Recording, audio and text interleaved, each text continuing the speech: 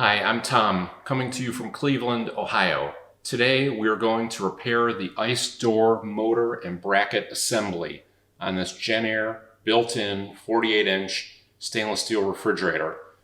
The model number of this refrigerator is JS48SEDUDB00 with a manufacturing date of January 2008. This refrigerator is 12 years old.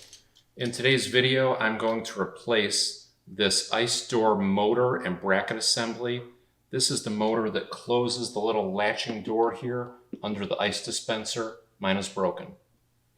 But in addition to this part, I also have to disassemble this whole unit. So if you're trying to replace the water dispenser pad, the ice dispenser pad, the water spigot inside, or this control panel, I'm going to disassemble all those so you'll see how those come apart and how to put those back together. I am the homeowner and I am making these repairs at my own risk. I am not a certified Jenn-Air or Whirlpool repair person. If you choose to make these repairs, you are also doing the same thing at your own risk. Here are a few things that I have that might be helpful. This is the original user manual, owner's manual for this refrigerator. This is not useful. I have the exploded parts diagram that I downloaded off the internet when I ordered the part. This is fairly helpful. And I have the repair part here, which I hope will work.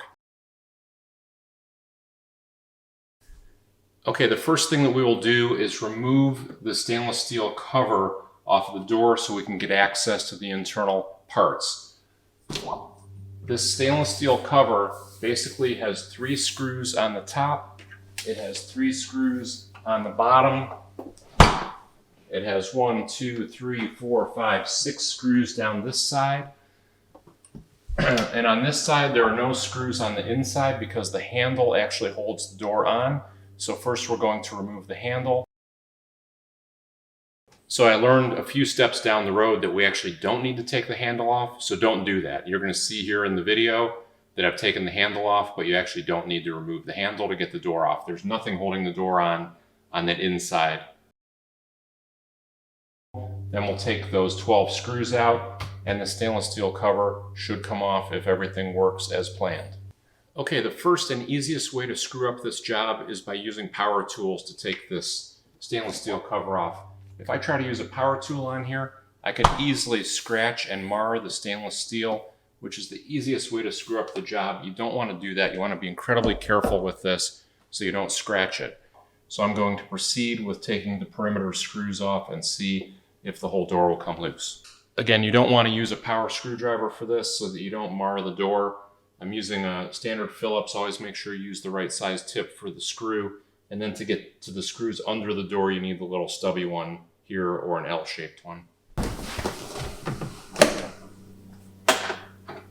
So this stubby screwdriver is actually too tall to fit underneath that door to get the screw out without hitting the floor. So I'm using this little mini socket with a Phillips head bit on here so I can get a shorter distance between the tip of this and the bottom so it'll fit under the door. Okay, there were 3 screws on the top, which I've taken out, 2 on the bottom, not 3. And now I need to take out the 6 screws on this back side. This is a little bit tricky because the screw heads are inside this trim piece. And at first I thought I was going to have to take the whole refrigerator out and take this whole trim piece out. But there's a trick here where if you open the door all the way, you can get at these on the inside. So take those screws out from the inside of the door, which I'll do right now. Okay, the perimeter screws are out. I just tried to see if I could start to pull this off. It is loose, but I see there are 2 more screws under here, so I'm going to remove those. Okay, I got these 2 out, but it's still attached somewhere. There are 2 more screws hidden underneath this drain pan. So take that out, it just lifts off, that's not attached. 2 more screws here. And these screws are actually a different size than the perimeter screws were, so keep these in a separate place. Okay, and the bottom 2 screws are longer than the top 2 screws, so keep those in a separate place. So the top 2 are short with a flat end on them. The bottom 2 are slightly longer with a pointy tip. So there's 2 different types of screws keeping this on. Let's see if we can now lift this off. Feels like it's going to come. there we are. I'm going to lay this down on the towels that I have laying on the floor. And what I learned just now is I didn't have to take the handle off. The handle wasn't actually holding it on. Anytime you work on an appliance, you should always unplug it. I have not done that yet, but now that we're exposing the electronics, I'm going to unplug the refrigerator. The way that you unplug this is you remove this panel from the top. There's an on-off switch here, but there should be a plug accessible. My plug is accessible up here through the top of the built-in area. I just removed the plug. So our power's off now. So now to disassemble the control unit here, I look at the exploded parts diagram to try to figure out what to do first. It's not entirely clear from the picture. So I see there's 4 hex head bolts up here, 1, 2, 3 down here. I'm going to take the bottom ones off first and see if I can look up inside there to get a better sense of how much of this we need to take apart. Another different type of screw. So as I take all these different fasteners off, I label them with blue painter's tape. I write down where they came from, and I put them over here on my countertop with the name and the screws so I can remember where to put them back together when I reassemble this thing. Okay, I took the 3 hex head fasteners out of this ice and water control unit. I'm going to see if this will just lift out now. It's loose. There's a little plastic L-shaped trim piece on the top, and there's all kinds of wires and electronics attaching this to the control unit. So I'm not going to pull that out completely. I'm just going to loosely let it dangle here and look up behind it. Okay, sometimes these have the little pull brackets where you can pop these out of the circuit board or the wire harnesses. This does not look that way. These are hardwired in here. So this is going to be a bit of a challenge because I can't completely remove this piece right now. So I'm going to loosen this control panel up here and see what happens when that loosens up. Looks like there are 4 fasteners, hex head on the perimeter, and 1 up here on the top. So let's see if things open up with those removed. Okay, I took the 4 hex head screws off the corners of the control panel. I did not need to take this 5th different colored one out. Those screws were the exact same as the 3 holding this unit in. So now I can lift this control panel out. This has the whole circuit board attached to it, and you can see there are 1, 2, 3, 4 circuit board attachments here, which I'm going to see if I can carefully remove those so that we could take this whole control panel out and set it aside.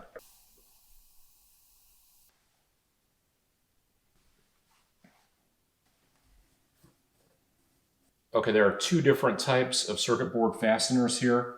There's this big white one that's easy to see how that comes out. It's got the little thumb squeeze thing on it. You squeeze that, move it to the left and right. There's only one way to put that in, so that white one will reattach to the white one. These other 3 are a different style than I've seen before. There's a tiny little lever that you press with your thumb and these pull out, but before I do that, I have to remember where these go when I put them back together. So I'm going to mark my board.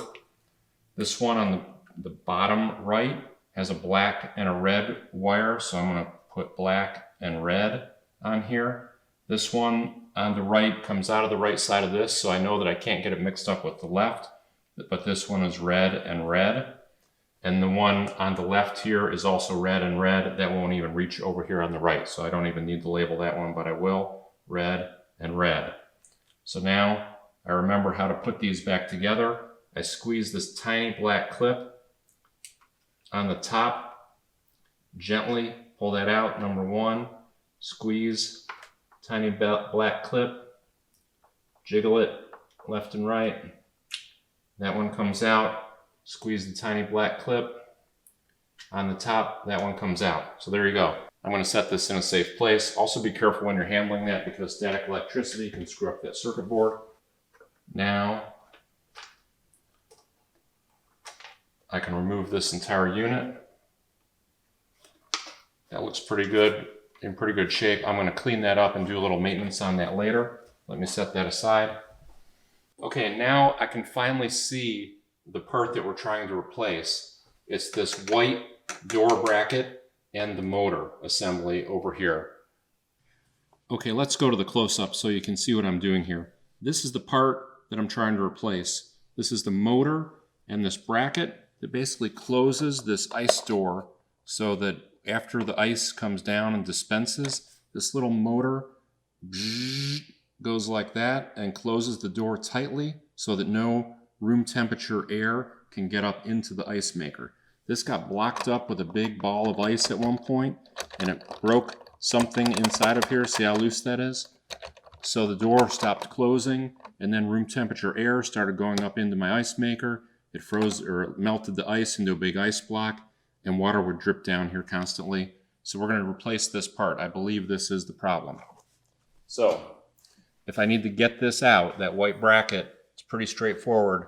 There's one hex head fastener, two hex head fasteners. Here's the motor, and then here's the wire harness assembly clip that is the exact same one on that piece. So basically if I take this clip off, take that fastener out, take that fastener out, this piece should come out. Then the last thing I need to do is assess this black door here because I don't know if that actually broke or not. So let me disassemble that and we'll see where we are. Okay, I'm taking out the upper left hex head screw, second hex screw, and that's free. And now I need to disconnect it from the wire harness. You just press this with your thumb, carefully jiggle that left and right, and that comes out. So there's the piece coming out. I need to get this black door off. And I'm just going to inspect everything to make sure there are no other damaged parts in here. Okay, the next thing I need to do is remove this black door from the motor assembly. You can see here it's just attached there with these black plastic clips. There's no fasteners actually involved. So you just have to bend that clip and slide it out. It would be tempting to stick a screwdriver in there and crack that black thing off, and then I'd be screwed and I'd have to go over that part. So I'm going to very carefully just push back on that with my thumb and try not to screw up this job. Got it? So see how I did that? This is the repair. This is the damaged part. I don't know exactly what happened with this. It kind of sounded like the motor burned up, even though the motor was still running. It just wouldn't close the door properly. So that part's a goner. Put that in the scrap heap. Here's the piece that remains. This is the actual door flapper seal that'll open and close against this opening for the ice chute. So now let me attach this to the new part. There's an easy way to screw up this job, and that is to put this on backwards. This part will actually let you put it on backwards. Don't do that. So it goes on like this, the same way that we took it off. The wire harness goes on the right. This is going to snap into this black door. There it is. It actually is kind of loose in there, kind of wobbly. That's why the motor actually is needed to hold that in place. There's no hinge or anything on this, which is kind of surprising. It's really just held in compression against that door chute through that motor. So if that motor goes, it's a goner. There's no other way to repair that. There's no mechanical hinge actually holding that tight. It's all motor compression. Okay, I see some mold and stuff in here. I'm going to go off camera and clean that up a bit before I do any more assembly. Okay, I'm taking this opportunity just to clean this up while I'm in here. A few observations. One is this screw bracket, it's just in a piece of plastic here, is actually cracked. That must have happened in the factory when they were assembling this. Somebody torqued down that screw a little bit, so I'm going to be real careful when I tighten that screw back up. Second thing is that this was really dirty in here. I think there actually was some mold. If not mold, definitely some black dirt. I cleaned all that out really nicely. I could take this bracket out as well if I needed to. If you were doing any other repairs, this clear plastic bracket comes out with two hex head screws there, and then that's the complete assembly. This is the water spout assembly. I didn't want to take that all apart if I didn't need to. That's the reason I'm not taking that bracket out. But the other thing I just noticed is I looked up in the chute here for the ice maker, and I thought there was an ice door here. That's actually a solid piece of ice up there. So I'm going to open this up from the inside and see if I can clear that ice out of there, because I can't even test this thing until we get that giant ice chunk out of there. The reason there's ice in there is because that door wasn't closing tightly, and room temperature air kept going up into the freezer and freezing and thawing, freezing and thawing. So I got an ice cube in there. So I'm looking at a solid block of ice here. That is solid ice from up here in the freezer all the way down through the door to where that chute comes out. So this is a problem. I gotta thaw that out and get all that cleared out. So I can't do anything. I can't test this. I can't even really turn it on with that solid ice in there. So I'm gonna improvise and try to melt that ice. So the first thing I'm gonna do is try to chip out some of this ice on the top to create a little bit of a depression there so that I can get some warm water in here to melt this. So anytime you use a metal tool with plastic, you're at risk of really damaging this. So be incredibly careful, doing something like this. This is actually kind of stupid to chip away ice with a metal screwdriver in this plastic case, but I'm going to do it carefully. Okay, I was able to chip out, I don't know, about 2.5 inches of ice out of here. I can't tell now if I'm going to hit ice or plastic, so I'm going to stop because you don't want to use a metal tool on plastic parts like this. So now I need to let this melt, but the problem is I can't let this melt because then my chicken wings and my ice cream are going to melt. So I got to have the ice here melt faster than what's in my freezer because I don't want to empty out my freezer right now. So I'm going to pour some water, some warm water down here. So an easy way to really screw up this job is I got my tea kettle sitting here on the stove. I could get this up to a boil till this thing starts whistling and pour that down in there and it would melt it real fast. But it would also melt my refrigerator. I'm pretty sure this is really thin plastic. That'd be really stupid. So don't pour boiling water down there. That's a good way to screw up your job and ruin your day. So I'm just gonna run some warm tap water. Maybe, my tap water is maybe 125 degrees Fahrenheit. Pour a little bit of that in there to see if I can loosen this up and see what's going on down there and give it a little bit of time to melt. Then I can leave the door closed as well, so it'll keep my chicken wings, my ice cream from melting. But in the meantime, I'm gonna eat some chicken wings in case they don't make it. So I just poured about 1/2 cup of hot tap water down the inside. It sat there for about 5 seconds and then it started to melt that ice and come down through. It's just running through now. So now I push up from this side. It is still rock solid. There is a solid piece of ice in there. I'll keep working it. So I got a towel to catch the water. I got a towel down on the floor here. Now I'm doing a 2-cup system where I hold this one under the spout and I pour this from the inside. Okay, I can see daylight through there now. Let me see if I can push that out. You don't want to force it because that ice will break the plastic parts. The ice is harder than the parts.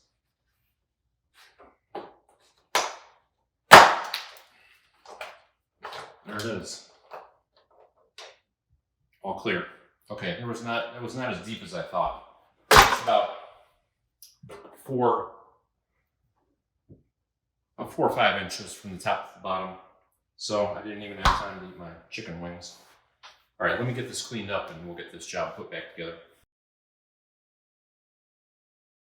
Okay, I've gotten this all cleaned up. We're gonna do reassembly. This is the new part with that old door cover on it. I'm gonna put this in with the 2 hex stud fasteners. Motor bracket. So the motor bracket is in. Now I need to reattach it to the wire harness. And if you recall, there were 2 different ones down here. One came with the part, the other one goes to that dispenser button. It's impossible to put these together incorrectly. They only fit one way. So this one has 6 leads on it. I connect it with the 6 leads. That's back in business. My power is off, so that's good. So I'm not going to short anything out. Now I wish I could test this before I reassemble everything, but the controls for this are in that unit and I have to have the circuit board back in. So there's no easy way to really test this without reassembling. So I'm just going to go for it. I mean, there's no improper way to install that motor. It is what it is. So I'm just going to start reassembling, and then if I have to take it apart again, I'll take it apart. So here's some bonus material. If you need to replace these pads, the ice and water, these will wear out over time. Sometimes this rubber will tear, sometimes the leads wear out. I'll just show you the back of this so you can see how these come out. they basically slide down into these two slots, but there's a little catch on the bottom one here. So to get these out, you got to press that with your thumb and press up at the same time. And then that slides out. So that's how you remove those. It's impossible to remove them from the outside, and there's a wire attached to them. So you don't want to do that. I thought maybe I could pull this rubber cover off and see what's inside there, but you can't. This needs to be taken apart from the inside like that. And there are no serviceable parts in here. I was wondering if I could just replace the rubber pads, but that is a sealed unit. That is a 100% sealed unit. It is pretty dirty behind these things, so I'm actually going to move both these up and clean behind that, really get this thing back in like new condition before I reassemble it. Okay, we're going to put this control pad back in. First thing is make sure your wires have clearance. So I pull those over the top, pull those forward, make sure they don't get pinned back behind there. There are 3 screws for this, 3 small hex heads, 1 on the bottom, 2 in the top. And whenever you're screwing these things in, I always recommend using a hand tool, particularly when you have metal parts going into plastic or into soft metal. If you tried to use a tool on this, it's tempting. You could save 2 seconds by doing that. Very easy way to screw up your job. Okay, I'm ready to reinstall the control panel. I cleaned this all up. It was kind of dirty. I'm being real careful not to touch the metal parts in the back because static electricity can short out these circuit boards. So if you recall, there were 4 wires, clips that go into the wire harness here. It's impossible to put them in the wrong place. The right one won't fit on the left. They only fit in the slots one way. I snapped that one in. I snapped that one in. These all have different sizes other than the top 2, but they won't reach the opposite side. And then the 3-way power. There we go. So the wires are all reconnected. Now when I put this in place, I want to make sure that all the wires are tucked back in there and that I'm not pinching any of the wires. There are little slots that this plastic bracket fits into. It's very easy to align this. There's no extra alignment required. And then there are 4 hex head screws that hold this in place. I have that labeled control panel. Okay, I put that control panel back in with the 4 hex head screws, 1 on each corner, hand tightened, not too tight because I'm screwing into plastic and I don't want to crack that. So now that I have all the electronics put back together, I think we're ready to test this. Everything else is just the fascia parts from here. So the internals are all put together. Let me plug this back in and give it a whirl. Okay, I plugged the unit back in. I hear the compressor turned on. I see the panel lit up here. So that all appears to be working. That implies that I didn't screw anything up with the electrical connections. The light works.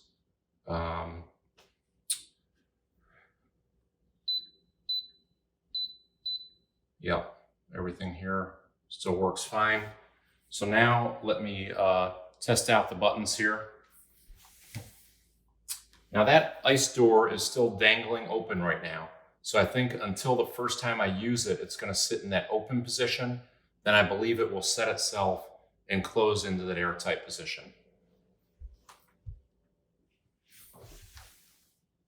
I spoke too soon, it just closed. So as the refrigerator was booting up, I heard that motor click on, and it pulled that door closed. That door is tight. I don't want to pull back on it. But that appears to be working. That ice door is sealed. So now let me test pressing the buttons. So let's see if our water's still working. It is. Water works fine. Now I took the entire ice cube maker out of the refrigerator to let that thaw out and get all that solid block of ice out of it. So I don't have any ice in here. So I'm just testing the electronics and the mechanics of the ice dispenser.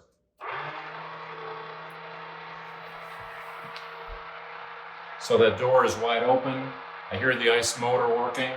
And then when I let go, 1, 2, 3, 4, 5, 6, 7, 8, the door closes. That's it. So there's a short delay for that door to close. It's working perfectly, worked silently. You can see it working there. You can just barely hear it. It's just barely audible. When it closes, I think this job's about done. We're going to seal everything back up.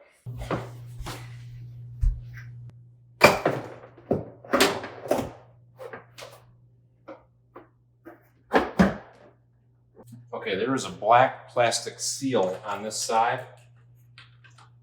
that just came loose. I don't know if that was glued on before. I don't think it was. It was just sitting in place from friction. But make sure you get that in place before you snap the door back on. It's got to fit over that. And the holes in it need to line up with the screw holes. It's pretty easy to jimmy it on. I see this door is really dirty here. I'm just going to clean that before I screw it on. And the edges of that stainless steel are razor sharp. I just nicked the tip of my finger on that. Very, very sharp. Be careful working with that. Should have known better. Okay, I have the door cover back in place. Now I'm putting the screws back in the reverse order of which I took them out. First one with these bottom screws. These are two longer Phillips head screws.